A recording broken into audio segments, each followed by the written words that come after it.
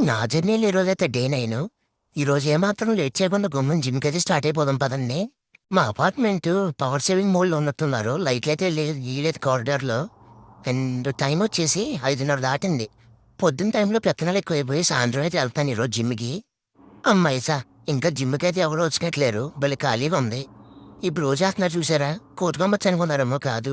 Push-ups నేను కూడా చేశాను. Pull-ups sorry. పుల్లప్స్ చేసిన తర్వాత ఇదిగో ఈ మెషిన్ మీద కదా వచ్చాను. ఓడియమ్మ! కింద పొట్టగా మేము చేస్తుంది కవర్ చేసుకుంటాను. ఇదైతే ఒక 3 సెట్లు కొట్టేసాము. నెక్స్ట్ వేరియేషన్ చేయడానికి ఆ మెషిన్ మీద ఖాళీ లేదని చెప్పి మా ట్రైనర్ గారు ఇదిగో ఇలా కింద కూర్చోబెట్టేసి దీంతో చేసాక వేరియేషన్ అన్నారు.